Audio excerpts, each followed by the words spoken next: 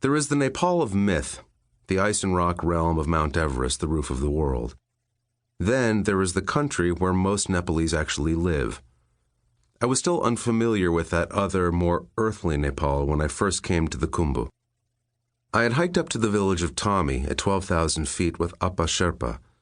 He stood a wiry 5'3" and weighed perhaps 120 pounds. Appa's hair was cropped close, and his head was a thing of beauty, smooth and sun-browned like an exotic nut. Looking at him, you'd never guess he was one of the world's greatest athletes. But by the age of 50, Appa had climbed to the top of Everest 20 times.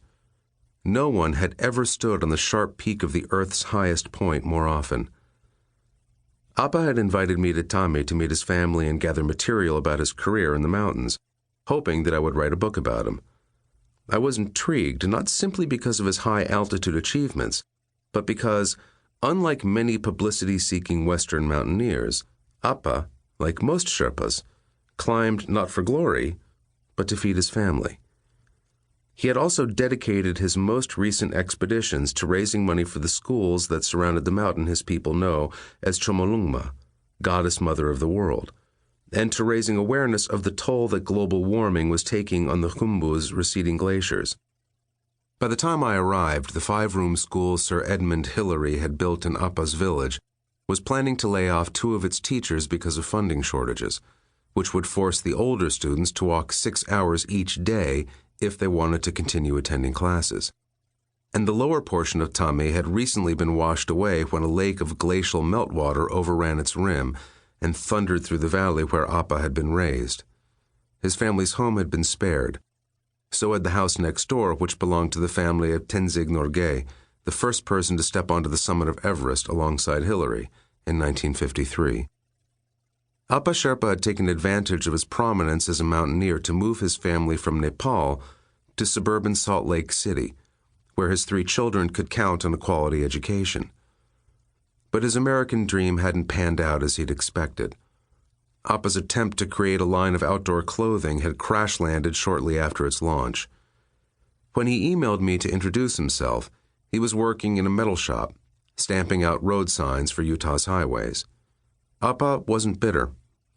He described his achievements on Everest with such matter-of-fact modesty that I agreed to accompany him to Nepal on his next expedition.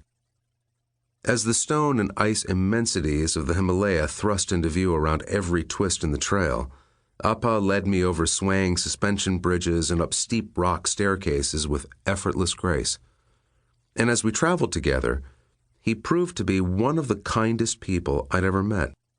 Whenever my breathing became ragged, he'd put a hand on my shoulder. Slowly, slowly, he'd say, guiding me to a seat on the nearest stone wall, or to a bench at a tea house, where he'd pretend that he too was anxious to rest. At altitude, the air was beautifully crisp, the peaks fairy tale white. The sky draped over the low stone homes of Tommy was the unblemished blue of tourist brochures. Each morning I'd wake to the gentle alarm of yak bells. Cocooned in my warm sleeping bag, I'd open my eyes, peer through puffs of my breath, and watch wood smoke from breakfast fires drift across low stone walls that divided pastures from potato fields.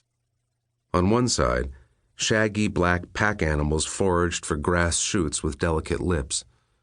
On the other, slender plants angled toward the sun, pale green with new growth. I interviewed Appa's elderly mother as she spun her prayer wheel and kept my tin mug of butter tea topped up. I also spoke with Appa's climbing partners, brothers, aunts, uncles, and cousins. I was so enchanted by Tame that I lingered there for several days, resisting the conclusion that was becoming as clear to me as the air above the village. That writing a book about a man climbing the same mountain 20 times, even the world's highest mountain, even for admirable reasons, was not something I could do well. Appa was preparing for another attempt on Everest, and though I protested that I could find my way back down the trail to the airstrip at Lukla, where I planned to catch a small plane to Kathmandu, he insisted on accompanying me for the 3-day trek. His middle-aged sister-in-law served as our porter, carrying, by a strap balanced across her broad forehead, the expedition bag I could barely lift. And with each step closer to the world of cities, With each foot of altitude lost, I felt more acutely how lucky I had been to get a glimpse into the life of this gentle man, and how much I regretted failing him.